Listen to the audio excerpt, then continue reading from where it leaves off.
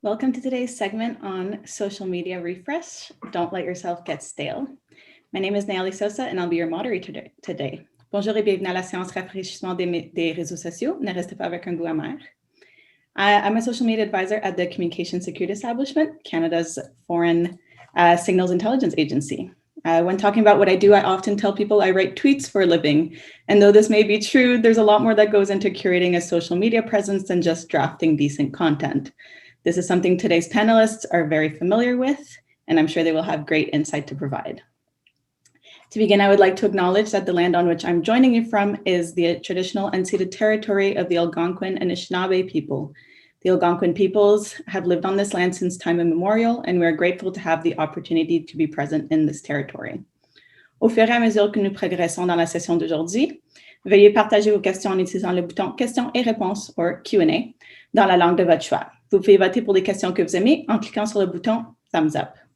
As we move through today's session, please share your comments in the chat space and use the Q&A button to ask your questions in the language of your choice.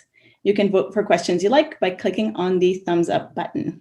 Aujourd'hui, nous accueillons deux panélistes qui partageront leur expertise. Today, we have two wonderful panelists joining us, Mohamed Dahir and Jessica Zeroual, who will share their expertise and thoughts around today's topic. So let's meet them. Jessica, over to you. Awesome. Thanks, Nayeli, for welcoming us. Before I get started, I also would like to acknowledge that I am on the traditional and unceded territory of the Algonquin and Anishinaabe people. I feel very grateful to be able to live, learn, and play on this land as a settler.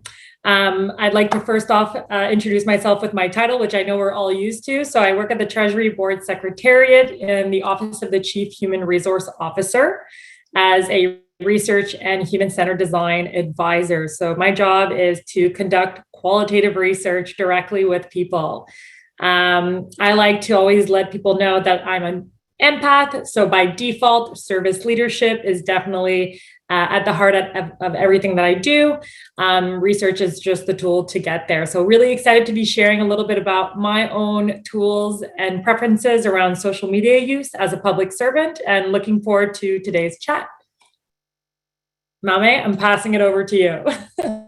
Sounds good. Good afternoon, everyone, or good morning, depending on where you're tuning in from. My name is Mohamed Dahir. I currently serve as a policy analyst with the Public Health Agency of Canada, and I'm mainly with the Mental Health for Black Canadians initiative, where we're looking to providing services and resources that will help to boost the mental health of Black Canadians. I'm very much excited to be here. In as much as I'm here to share my knowledge and so on, I'm also here to learn from everyone here as well. Excited to have Jessica with me here, and let's roll, because I'm excited for us to begin. So thank you very much once again to the Federal Youth Network for the opportunity to be here. Thanks so much, Jessica and Mame, and thank you for joining us today. Merci d'être parmi nous aujourd'hui. So let's jump right in with the first question. Why should you be on or use social media? Jessica, let's go to you first, and then Mame.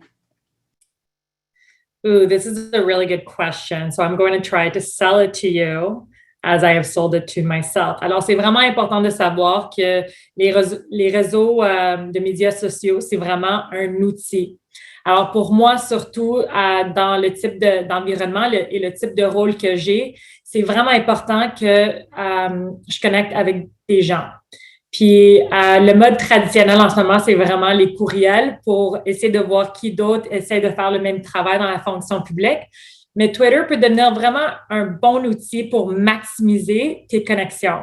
So it's really important to really utilize, well, at least for myself, social media as a good networking tool. A lot of the connections that I've made, especially during the pandemic, have been done through Twitter and LinkedIn.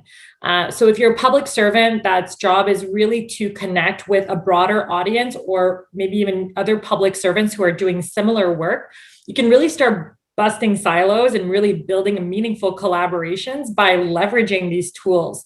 And whether you're an introvert or an extrovert or a mix of both, social media is a really good way to get yourself socialized a little bit more, even if you're a little bit nervous about doing that. So I think that's my biggest view around that question. And just to add on to what Jessica has said, sometimes as professionals, we tend to shy away from the social media aspect because we feel that maybe it might not be what's for us. But I think social media is very important because for me, I enjoy using LinkedIn. And not only does it help to network, like Jessica has already said, it also helps for your employers to see that not only do you have a professional side, but there's this personal side of you that is also very important. I could give you a personal example. When before I came into the federal government, I used to work in the banking sector, and I remember when I got hired, mind you, I had no experience in banking. I had never sold a thing in my life, and I remember when I applied for the job and I got in, the first question I asked my manager, because I was very shocked that I got the job, and the first question I asked her was that, "Why did you hire me?" And her response really blew me away. She said that, "Mommy, I hired you because I felt like you were energetic. And not only that, I could see your energy through your social media." So I know we're in a time and space, especially because of the pandemic, we've been spending most of our time online. And this is a better place to showcase yourself, not only your personal life, obviously, I'm not sharing excessively, but also showing your employer that once you're hired to the team, you have the ability to network, and also you have the ability to have certain interpersonal skills that are needed to work with any organization. So I really think that being in an online space is a great way to show presence and to also demonstrate some of the knowledge and professional skills that you possess. Thank you so much. Those are all really great points. I especially liked what Jessica said about whether you're an introvert or an extrovert, that social media is a good space for you to be able to get out there and put your best foot forward. I can totally relate to that. Absolutely. Thanks. So number 2, we'll go to Jessica. Avez-vous un thème pour vos réseaux sociaux? Oui, définitivement. Pour moi, c'est vraiment important d'aborder des sujets qui me touchent professionnellement, mais aussi personnellement. Je pense que ma mère, elle avait vraiment un bon point. T'es la même personne, t'es une personne, tu devrais pas diviser en deux, dire, ça c'est ma vie professionnelle, puis ça c'est ma vie personnelle. C'est vrai qu'on partage pas tout sur les réseaux, mais ce que tu crois, puis les thèmes que tu abordes, ça devrait être quelque chose qui te passionne, parce que si ça te passionne, tu vas trouver d'autres personnes sur ces réseaux-là qui vont se sentir de la même façon. Puis c'est là où est-ce que tu trouves des personnes pour connecter puis peut-être collaborer. Moi, c'est vraiment autour de comme la recherche, surtout qualitative, la conception axée sur l'humain, alors le design thinking, l'empathie, la santé mentale, c'est définitivement un thème que j'aborde beaucoup. L'équilibre entre le travail et la vie personnelle. Moi, je suis très vocale. Ce que je mets sur Twitter ou sur LinkedIn, je serais confortable de partager ça avec mon employeur. Puis je prends toujours ça en tête. Alors, tu vas toujours avoir la même personne. Alors, si tu vois quelque chose sur Twitter, puis tu vois, ça a beaucoup de personnalité, bien, tu vas voir ça dans notre rencontre si jamais tu me rencontres au niveau professionnel ou au niveau personnel. Je suis vraiment la même personne. Alors, je suis vraiment passionnée des mêmes choses que je le suis personnellement que professionnellement. Ouais, c'est excellent. Je pense que c'est vraiment important d'être authentique sur les médias sociaux. Ouais. C'est comme moi, ce que je trouve vraiment super bien, puis comme c'est surtout les personnes que je suis puis qui me suivent aussi, c'est les personnes qui sont vraiment attentionnées, puis vraiment passionnées, surtout autour de la justice sociale. Pour moi, c'est important de vraiment amplifier des voix, que ce soit pour des chercheurs qui essaient de sortir certaines conversations autour de notre profession, ou d'amplifier des voix des utilisateurs. Moi, je parle beaucoup aux Canadiens directement ou directement des employés. Puis je pense que Twitter puis LinkedIn, c'est vraiment la plateforme pour moi pour vraiment amplifier certains messages.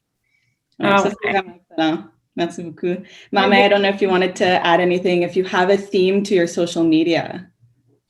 Yes, interestingly, it's funny because when you go on my LinkedIn page, I have a personal theme, and my theme varies. So I have a color theme, and then I have my own persona theme. So for my color theme, especially when you go on my LinkedIn page, which is at Mama here, you realize that the theme that I tend to use on my LinkedIn is yellow and blue. And that helps my page to stand out. So you see that on my profile picture, I have a picture of me in a yellow dress, and then on my background, on my banner and so on, you see blue. Now, moving forward, when you come to other aspects where it's almost like my profile and so on, the persona that I carry on my profile is more so someone that is professional yet approachable.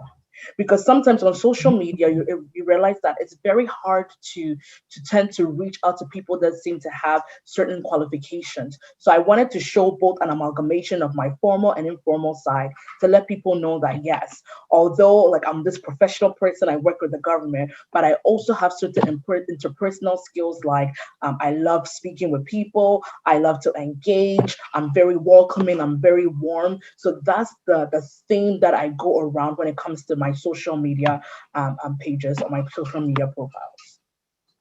I really love that. There's really like a strategic lens against or for everything that you're deciding to do on your social media. Absolutely. That's awesome. And talking about posting on social media, Mame, how much do you post on social media? How often? Okay, so I think I'll have to break it down. So on because I have Facebook, I have Instagram, and I have LinkedIn, I have Twitter. So those are the social media profiles that I have. From the least used to the most used, my least used social media page is my Twitter. I barely tweet for some reason. I don't know, I just can't get my hands on Twitter. And Twitter just has this vibe that I'm just like, it's just not for me. So then we come to Facebook, actually. Facebook, since Facebook has this more so like a family-oriented vibe to it, I only post it when it's something that has to more so do with family and so on. And then on my Instagram, I tend to keep it also an amalgamation of professional and so on. But then to answer your question, on my LinkedIn page, I post every single day. I would say it's a healthy thing to do, but I have found what works best for me, because for what most people do not know is that LinkedIn tends to have an algorithm.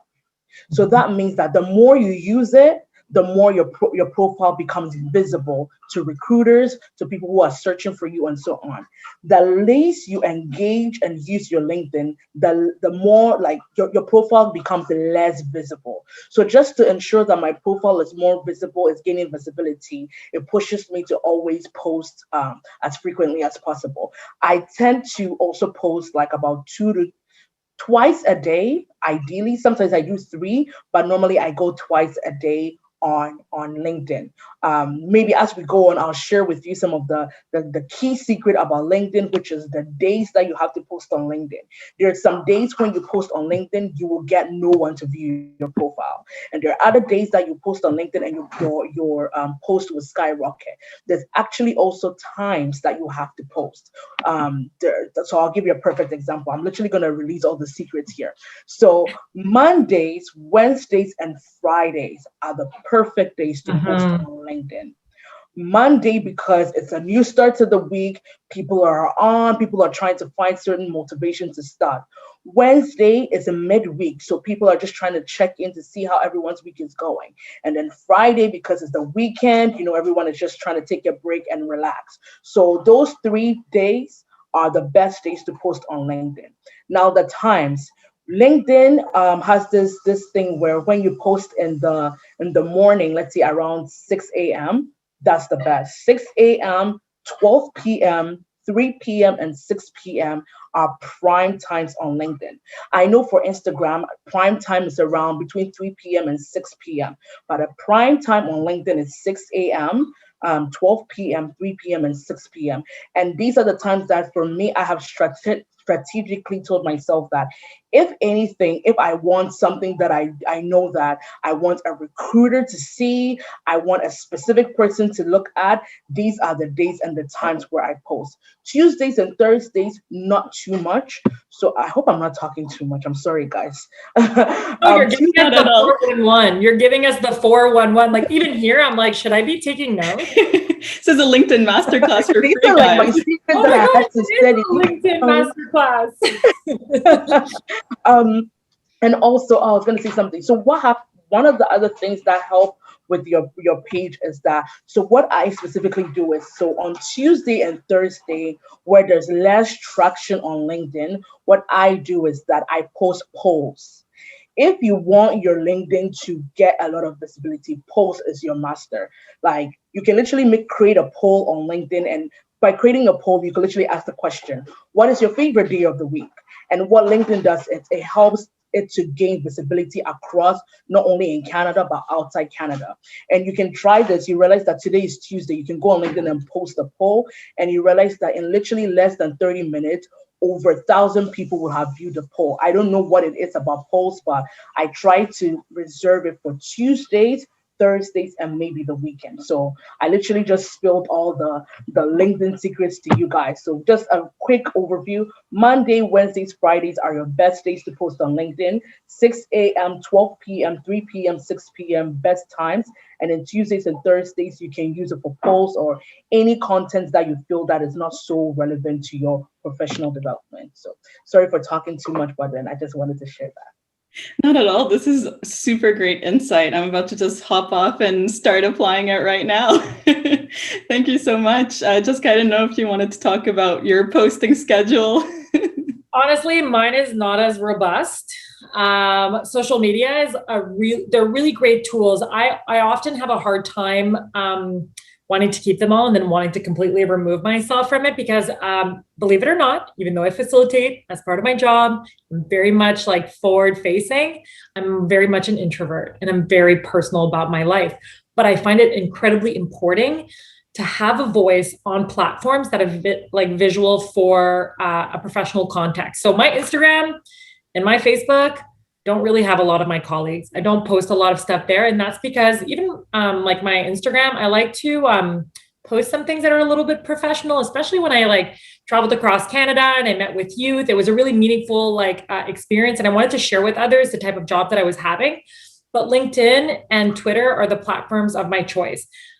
Mame has literally I'm going to want to actually reconnect because I need this masterclass because I get very overwhelmed. I'm very strategic about what I put on LinkedIn because people reach out to me. So the one thing I'll tell you is that when I post and when I tweet, I put it out there and I know people are going to reach out and they're going to want to chat. And I don't have a lot of time because, well, I'm a researcher, but I'm also conflicted because I'm a people person. I want to get to know you. I put something out there because I wanted to collaborate. So on LinkedIn, I'm still having a hard time navigating with that. I post primarily things that are around projects that I'm going to be doing or articles that I'm posting. I love to publish. So I love to share it on that platform. Twitter, there is a schedule. I really very much tweet between 8 a.m. to 4 p.m. Monday to Friday. I love retweeting content. I love amplifying voices. When I curate a tweet, I do have drafts in my tweets. So I'll be honest with you. Sometimes I draft tweets that I never post because you have to obviously know what is right to post for a professional context and what is maybe a little bit could get you in trouble. I've gotten in trouble. I'm going to be very honest with you. There's always going to be, if you're putting yourself out there, you're putting yourself out there for criticism and for possibility people who are just not going to like what you put out there. So you're going to have to exercise a little bit of courage and a little bit of confidence. But for me, my big thing, if I'm going to sell you on something today, Mame is selling you on LinkedIn, I'm selling you on Twitter. I very much think that if you tweeted only Monday to Friday, 8 to 5, I swear you're going to meet the best people. And sometimes those people aren't on Twitter, but the people on Twitter are going to connect you with the people who are not on Twitter. And that's just fantastic. I've met so many people throughout this pandemic that have helped me navigate not only professional projects, my own professional career. I made decisions about the transition to leave ESCC to go to TBS through conversations of people I met through Twitter. So that's the power of it. But find your schedule that fits for you. You wouldn't want social media to be stressful. So if it's only once or twice that you're posting, okay, if you're just retweeting things that you really like, that's okay too. Find what fits for you and stick to that. That's great insight. I think what you said about amplifying is very important because, sometimes we're not the experts on everything that we want to talk about. And it's really important to be the ones that are raising the voices for those that are. So I think that's really great. And you talked about, balancing personal views and also kind of more professional. And that actually brings us to our next question. So how do you balance your personal views with your work obligations or not? OK. OK, c'est moi qui commence? Ouais, vas-y. OK, parfait. Écoute, moi, personnellement puis professionnellement, je suis la même personne. Alors, ce que je vais mettre sur mes réseaux, ça va être vraiment une réflexion de ma propre perception, puis mes propres perspectives, puis mes propres opinions. Puis ça reflète pas mon employeur, mais parce que je parle de mon emploi, des fois, ça devient un petit peu difficile. I put myself a few tips that have really helped me navigate the types of topics that I definitely discuss.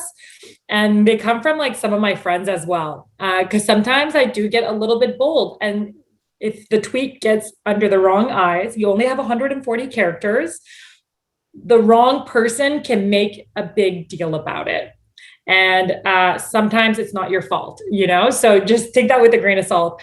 I always like to talk to somebody I trust. So if I'm about to tweet something that might be slightly controversial, not that I do, you can go check out my Twitter, Jessica Zehual, that's the handle. There's really nothing that I would say that could be controversial, but sometimes I have my own PR response team. So make your own team of trusted people. Allyship on social media is a real thing. You're allowed to have 140 characters. Whatever you put out there, you have to be able to back it up. So if you're going to put something out there to just incite an emotion and maybe not a response, are you creating an environment that is a healthy conversation that you're looking to have? Your professional Twitter should be able to really generate meaningful dialogue and meaningful conversations, or taking a stance that you really believe you could back up if somebody did approach you. I think that's pretty much it. I feel like I lost myself in my notes, but I really don't differentiate. But then again, I don't really Twitter about my personal life. So occasionally you'll see about my dog Whiskey or my partner's dog Whiskey, or you'll hear me talk about sports. But really, I'm always around the same themes. And yeah, I think I've had a few encounters where somebody has asked me to contextualize my tweet.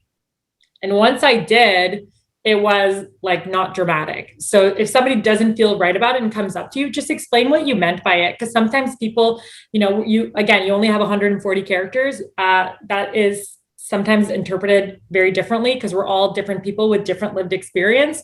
So just really important to be able to explain what you meant by your words. And I'm going to leave it at that and see if Mame has some words of wisdom around this. That's a great point. Yeah, Mame, you want to add anything? Yeah, I think you said it all, Jessica. So I'll just add a little bit from my own personal experience. So especially when I'll just tell you guys a little bit of a background story, and then I'll get into it. When I got my job with the Public Health Agency of Canada, to be honest with you, I was very scared because I had a lot of people tell me that now that you work for the government, stay away from social media. You're going to look through your social media page. They will hunt you down and everything. It's like, okay, it's taking me 3 years to build my LinkedIn page. Do I really want to just put it to the side and not focus on it anymore? So I actually had a conversation with my supervisor and I said, listen, this is what I do. I tend to post, I tend to blog. Can I know what the rules and regulations are when it comes to posting on social media as a public servant? If you're someone and you're big on social media posting, I feel like you should have a conversation with your manager about this. Don't be scared. And I think this really helped me a lot. And maybe if you're scared, I can share with you some of the few tips they told me. What she did tell me was that if you're going to post anything on social media, obviously, if it's your personal life, that's fine. But if you're going to post anything work related, ensure that it is public knowledge. It is knowledge that has already been posted out there that we can find. So for example, if it's about a funding that has been posted out there, feel free to retweet it. But if it's a funding that your team has discussed about and it's not out there yet, withhold that, because you can be held accountable if your manager finds that on social media. So it's very important that when you're going to post on social media about anything, especially within your team, the first question you have to ask yourself is this personal? Is this public knowledge? Now, secondly, for me, I'm a very personal person. Doesn't mean that I always post personal stuff on LinkedIn. I don't always do that. But however, what I've realized is that although LinkedIn is a professional space, people love it when you post personal stuff. It's so weird. Like the most professionally irrelevant stuff have literally got the most traction. So true. Yesterday, I saw a man who had 59,000 likes, and he had posted a picture of his daughter painting his toenails. And I was just like, wait. So I took 1 week to write my post about how to be a professional. But here is somebody who just posted a picture of his daughter painting his toes. What this goes to mean is that although LinkedIn is a professional space, what people really like is that they like to see the personal aspects of your professional side. So like Jessica said, she posts her dog. Feel free to do that on LinkedIn, but you have to also have a professional touch to it. So a prime example will be that, oh, here's my dog. I'll just give a random name. Can I find a dog name? Whiskey. Use whiskey. Thank you. So you can post on literally LinkedIn and be like, here's my dog, Whiskey. I know these times in the pandemic has been quite tough, but Whiskey keeps me balanced. Something like that gets a lot of people because they are able to resonate with you. So what people love on LinkedIn is that they love personal stories that they can resonate with. So don't be hesitant on posting stuff that are personal about you, obviously depending on how comfortable you are with, but also be strategic in asking yourself, with this thing that I'm posting on LinkedIn, I'm posting on social media, can people resonate with it?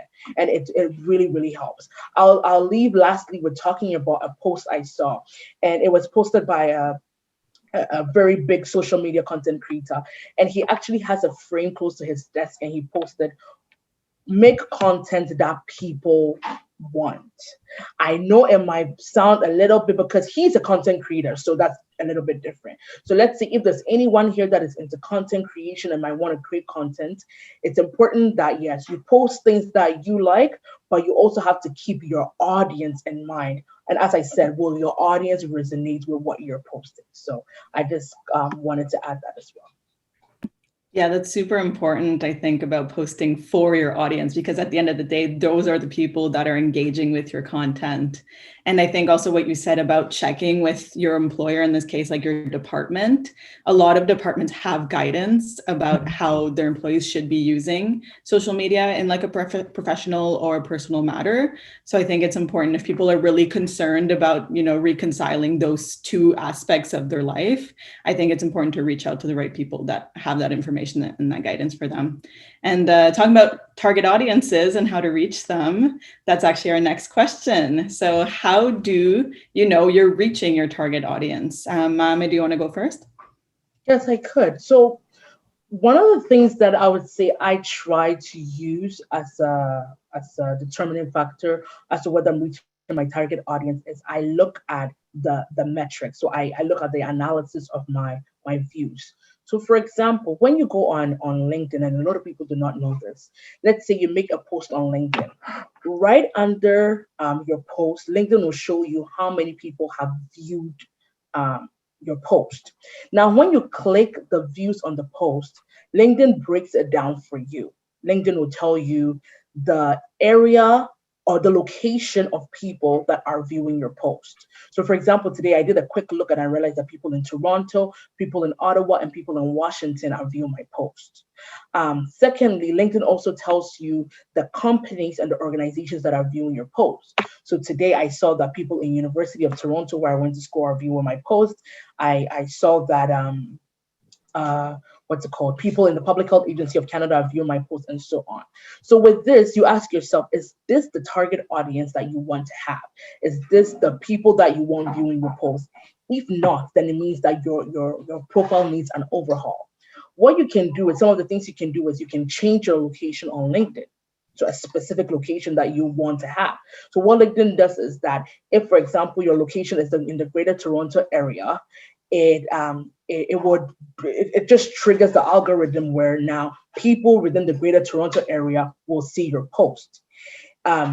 You can change your job title. I don't know if you want to do that, but if you change your job title as well, it makes people that are in the same organization as you more connected to your profile. So depending on who your target audience is, you can use the view section, you can use your profile information to also ensure that you're reaching your target audience. Lastly, another thing that I also use is I look at my engagement. So if I make a post and I see that, okay, it appears that there's this type of people that tend to comment on my post, then I kind of have to have an idea, okay, maybe I'm not reaching my target audience as much. What can I do to change that?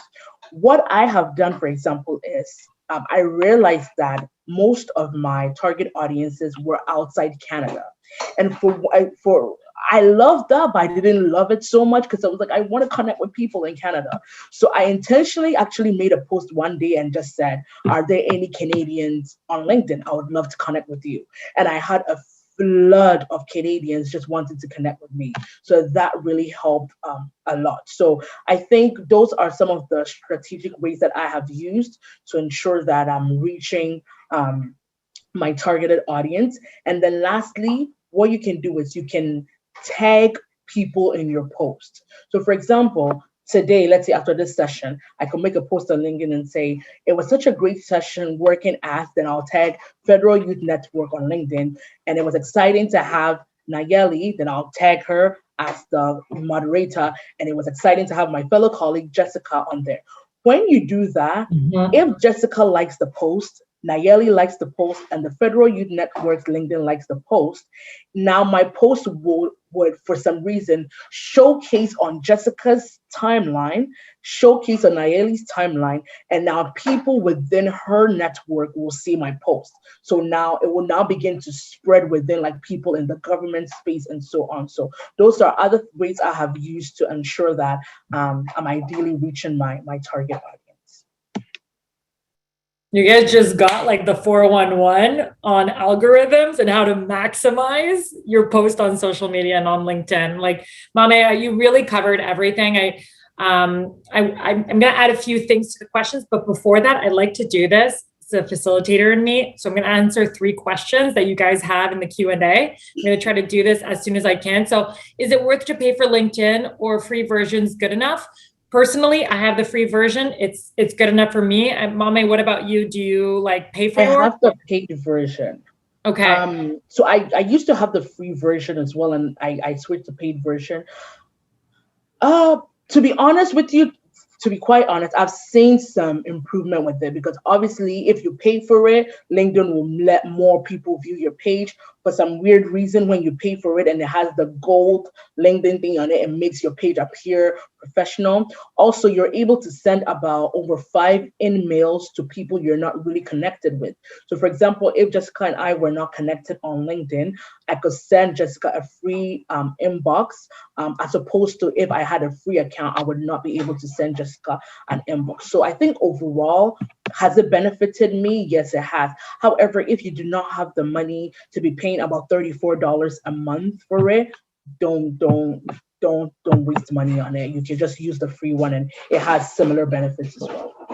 Okay, let's take one more question, then I'll answer the other question, Nayeli, because I don't want you to slap my hand because we're not getting through content. Can you use social media during working hours? I'll tell you the truth. Yes, I use it. My director knows I'm using it. My DG knows I'm using it. My colleagues know I'm using it. And the reason that it's important for me to use it is because I'm talking about my professional field and I'm looking to connect. And I do the thing of like putting a question out there, especially if I'm like stuck and I really need to put a pulse on something. I'll put a question on Twitter and usually get a response either through my DMs or somebody will retweet me. So that's how I know I'm reaching like my targeted audiences is people are retweeting what I'm tweeting. I'm connecting with people directly. So they're like following me and I can see that they're in the same field or they have the similar interests. people connecting with me directly on my DMs. Like for me, that's a big thing. I'm not an influencer social media person. So for me, if somebody's reaching out to me, it's probably because they're looking to connect professionally. But I have to say that because I talk about hard things like mental health and work-life balance, and I get real, sometimes I have people just reach out to me and ask me to have coffee with them. And the first thing they'll say is, thanks for being really relatable. Thanks for sharing about the fact that you were really overwhelmed and that you needed to take Friday off and that you're vocal about it. And I think if we're going to be really meaningful leaders, especially our generation, and I don't know if you feel this way, Mame, but if we really want to be meaningful leaders that are reachable and that you can really connect with, we need to be really open and honest about our journeys, like on a day-to-day basis. I'm not saying every day wake up and tell us how you're feeling, but if that is what you're trying to put out into the world, then okay, follow that. That's your branding. So that's how kind of I know I'm reaching my targeted audiences, like really the connections that I'm making, the post like non-social media connection that we're having, and then also like the retweets. Like as soon as I see my things retweet, sometimes I laugh because it can be something that I didn't think would catch fire. Like one time I posted about walking downtown Ottawa. I was going through to my appointment. I needed to use the restroom, and I put my experience. I said, I need to find a public bathroom. Restaurants didn't allow me. The city of Ottawa didn't allow me. And I like tagged, like maybe I shouldn't have done this, but I tagged a few places, like not businesses, but just public places.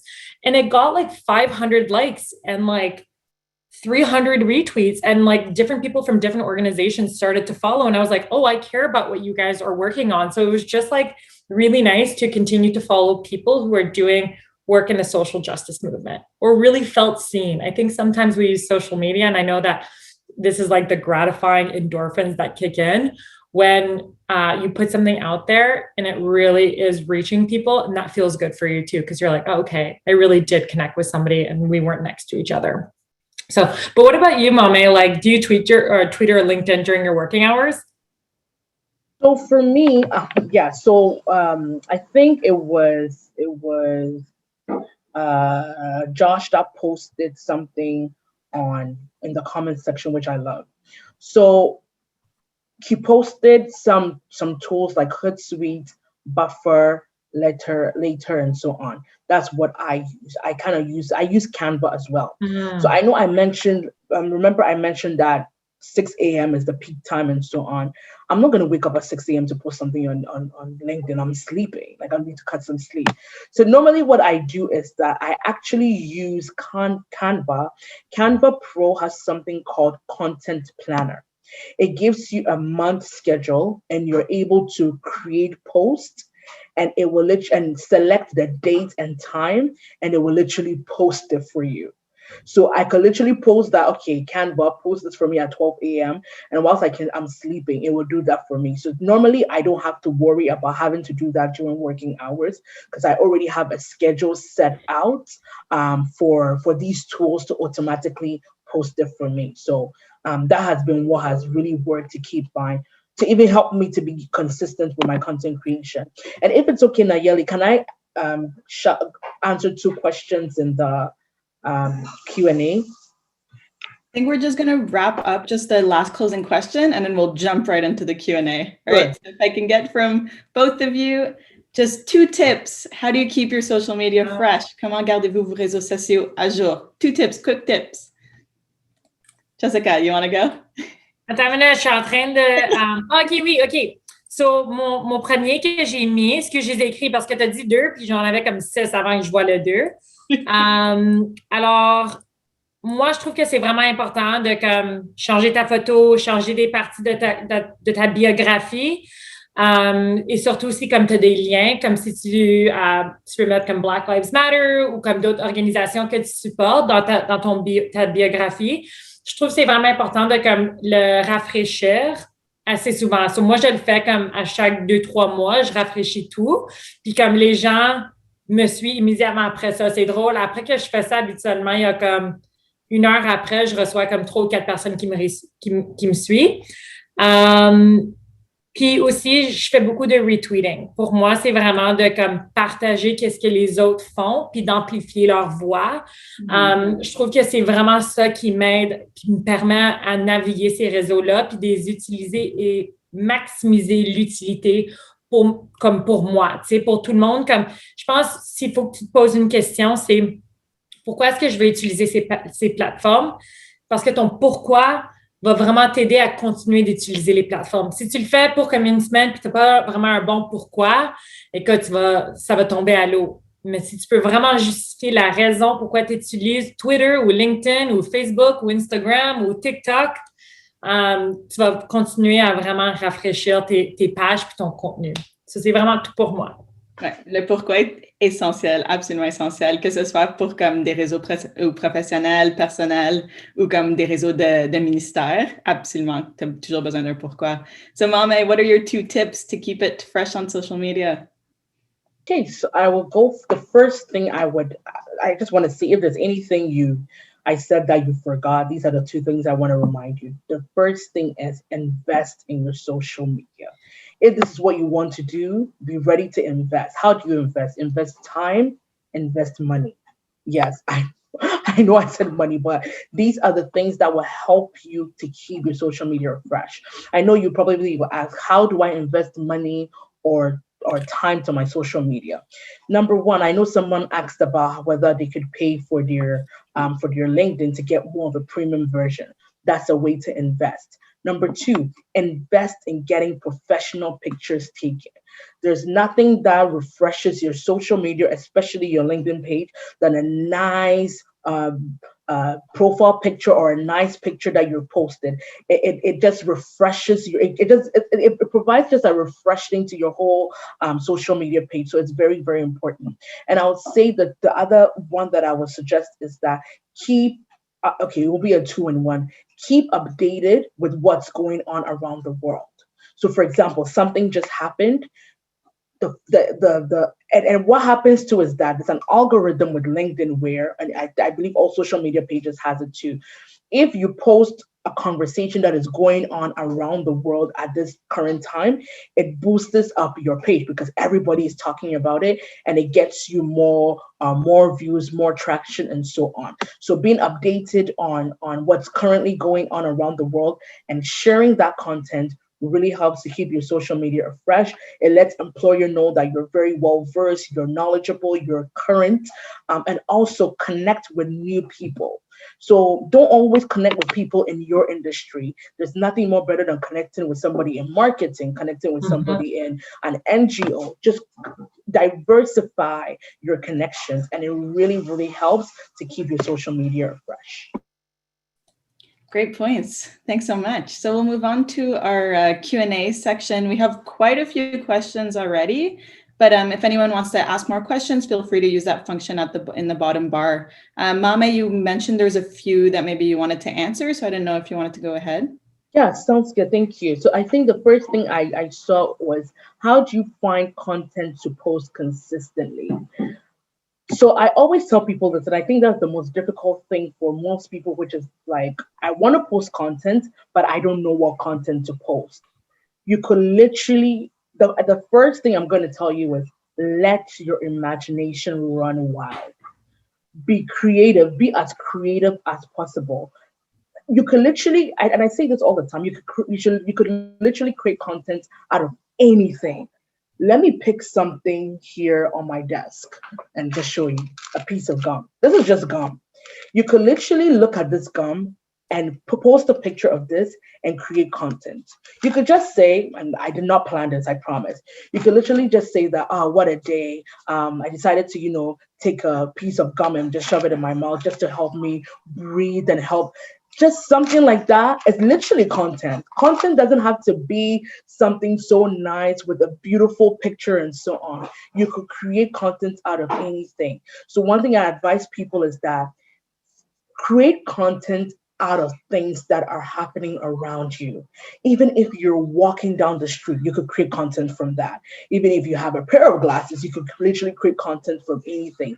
Even this session here it's a content creation in itself, where if you're taking notes, you can literally go on either Twitter, LinkedIn, Instagram, and say, this was an educational session for me. These are the 3 points I learned today to invest in my social media, to connect with people, to tweet as often between 8 to 5. Boom, that there is your content creation. So what has really helped me to post consistently is just finding content in things that do not seem to be visible content creation things. So I think for me that's been what has really helped. I would love to hear what Jessica has to say as well. Honestly, I think you really summed it up really well. I think that like you make your content come to life, especially if it's, I really like the example you gave about the dog, because I posted about whiskey for 2 reasons. And one of them was the fact that I was ready to start the weekend because I had a long week and I'm an empath. So dogs are really good with empaths. So I was just talking about how mental health, like know like the type of person you are and like what you need. But sometimes it's something like his, like whiskey is a French bulldog. So he has like really funny expressions. So I'm like, his face is my current mood. And like, you know, people will be like, I totally feel the same way, or like coming out of a meeting and this is how I'm feeling. So you can make it your own. But for me, like there is content everywhere. It's alive and well. I like to do it mostly by retweeting and sharing. Like that's where I amplify my voice. And I love to like sometimes just like retweet and put the little like emoji of like the red alert and like the finger down. Cause I'm like, you need to check it out. You know, you need to read it. You need to invest some time in this. And people usually gravitate towards that. So really, really focus on that. Let's try to like pummel through some of these questions just because you answered it so well. I feel like, honestly, if I need social media advice, I will probably call Mama now. Also, like her LinkedIn is perfect. I checked it out before coming here just because I needed to creep her social media a little bit. So there's one question that has like 9 likes. So I'm going to go ahead and try to answer it. And Mama, please, like, let's finish each other's sentences or amplify, or maybe you could give like different responses. But how do you separate your work and personal life on social media? I really see the value of having social media presence. However, like to keep my personal life separate from my professional. This is easier on platforms like LinkedIn and Twitter, but would you recommend doing this on Instagram and Facebook? My answer is going to be really fast. If one of you participants decide to add me on LinkedIn or Twitter, I will follow you back. I will probably accept your request. If it's on Facebook and Instagram, for me, it's really personal. I probably won't. And that's just because that's how I've separated my social media platforms for you. So everybody is different. That's just the way that I've kind of approached it. What about you, Mame? I was literally going to say the same thing. It's very subjective. You have to decide on what works for you. If you want to separate your personal life from your social media, you want to separate your work from your social media, it's all up from your personal life on social media, it's really, really all up to you. Because at the end of the day, like Jessica said, some are introverts, some are extroverts. Don't feel bad that you kind of are not posting much of your personal life or work stuff on social media. Find out how your social media works and what works best for you. At the end of the day, it's your social media page, right? And you want to be more comfortable with the content you're posting. So I would really say that ideally it's very, very subjective. You shouldn't feel pressured to post your personal life, to be very honest. Don't feel pressured about it. If you don't feel like doing it, don't do it. If you want to stick to professional, stick to it and find out what works best for you. Yeah, that's great. And I think that there's also another question here about personal and professional as always, but specifically for sharing your own political stances on Twitter, Facebook, and Instagram. Is that something you should be avoiding? Or not? I mean, we're public servants. So the one thing I'm going to say is, this is probably the one thing I'll say, maybe less prudent when you do that. You do put yourself in a vulnerable position. I don't think that having a political opinion should have impacts, but guess what? We don't live in a world that is ready for us to be able to be as vocal about that. So until then, be mindful of that. Be mindful of the implications that it might actually end up having. So Personally, I do not on any of my platforms. You won't even know who I'm voting for in the next election. And I like it that way. I like the power of being able to keep it as my own. I think I'm somebody who really believes in democracy and really loves voting and really believes in everything that is the foundation that we have in this country on those things. But I don't need to share those with the world. It's not a topic I like to bring up. I don't know, Mame, what about you? Have you done it in the past? You've said it. Like I think you need to be very wise about doing so. I like to keep it 100. Don't do it. Yeah. Just don't do it. You might have genuine intentions as to why you're posting it, but the way it might be viewed from the outside in might be different. I had to learn, and I didn't it wasn't even a mistake, but I had to learn this kind of like the hard way, and I was corrected by my manager. So and I'm just going to give a brief example. So I was asked to go to be a note taker and an observer at an event that the federal government hosted, and it was time for Q&As, and the session had to do with youth programs in Canada. And since I had my own youth organization, I thought that, hey, why not? It's an amazing opportunity to join in the conversation. Little did I know that my manager was actually on the session. She told me she wasn't going to come, but she showed up. And the next day when we had a personal meeting, she was like, hey, it was good. I saw you. I was like, oop. And then she said, I just want to tell you that for sessions like this, you're just an observer and a note taker, because you are from the federal government and you are a representative of the federal government. So your views should be shelved to the side a bit, and we want to hear more of the views of the public. So I would say, if we're going to keep it real and be honest, just for the sake of your job, just for the sake of not being attacked and people assuming that your political stance, just shelve it to the side and don't post it.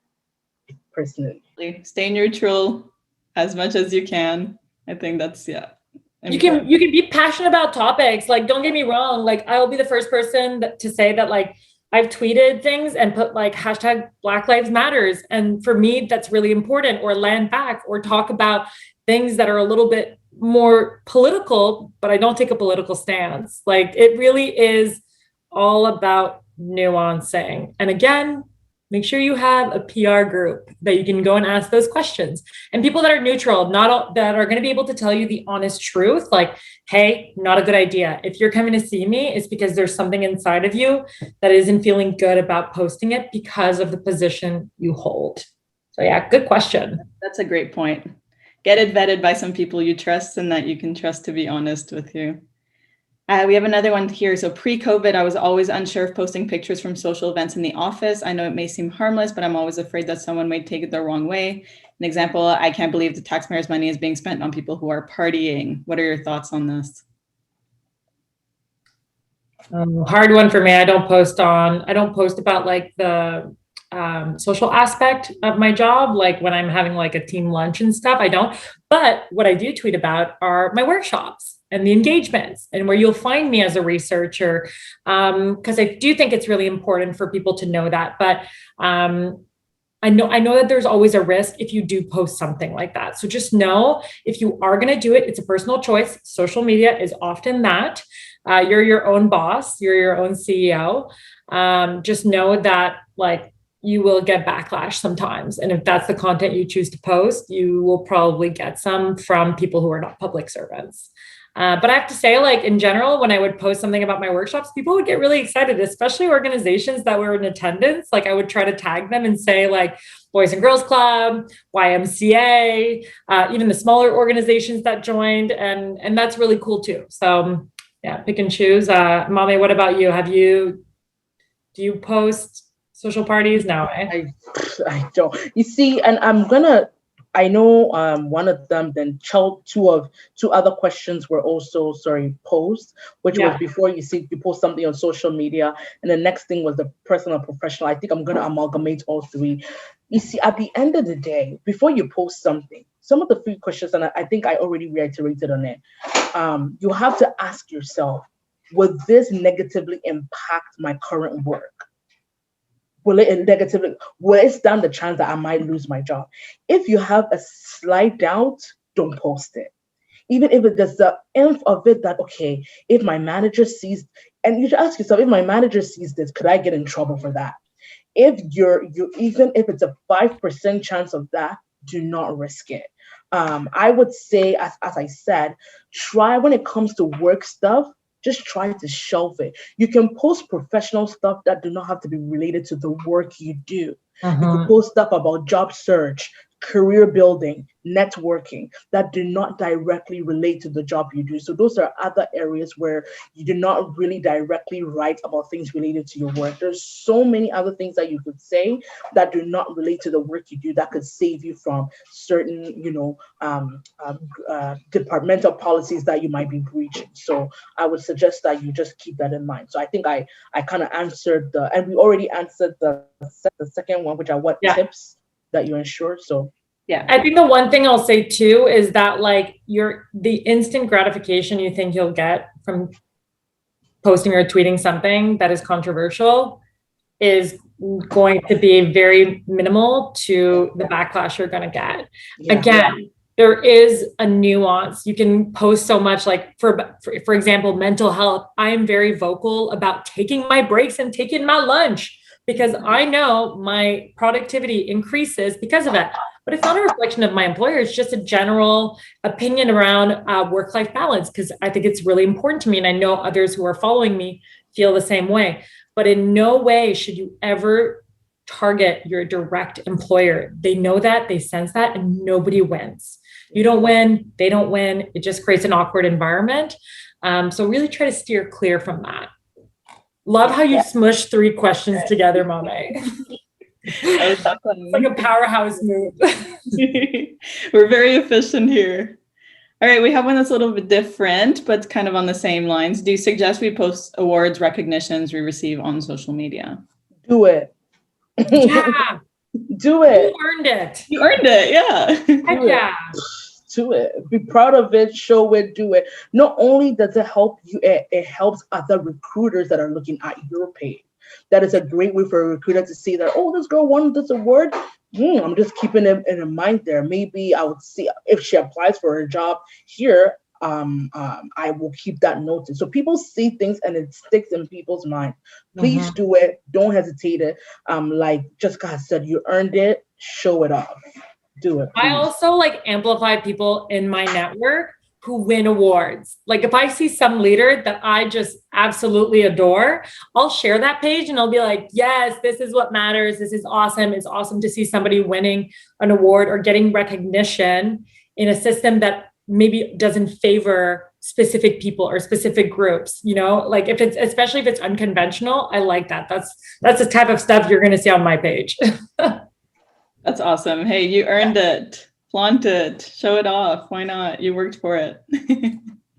We have another one that's kind of same kind of privacy, personal data with professional tools. I think that was mostly answered. We have one specifically for a hip hop fan who sometimes shares songs on social media. Wonder if it's appropriate or not. For example, if this song has like marked explicit, do you think it's okay to continue to share songs, albums, movies, even if they have mature themes? I personally, I don't think posting hip hop songs infringes on your work. I don't see how it does. So if you want to do it, I think you should, because the only thing you might find, or the only issue, I wouldn't call it an issue. The only challenge you might encounter is people might look at you differently. That's the only thing. Nonetheless, it does not, posting songs on social media that you enjoy does not affect your work that you do with the public, with the federal government. But it's the public that is going to view you a certain way and be like, oh, I thought that you stood for this. And you're posting this song that is talking about violence and sex and money. What do you stand for? So the criticism might not come from your employers, but they will come from the audience who is viewing your post. So just bear that in mind. And you don't have time during the day to be stressed about what you post. So like if it's going to cause you any kind of stress, don't post it. Just share it with your friends. Yeah. Absolutely. All right. I think that's all the time we have. We can get through all the questions, but I think we got through a lot of them, and you all had really, really great insight. And we really appreciate everyone's participation in this. So thank you so much, Mama and Jessica, for joining us today. And to the participants, be sure to sign up for the upcoming event every Tuesday. Thank you so much. Can I say one final thing, if that's okay? Yeah, absolutely.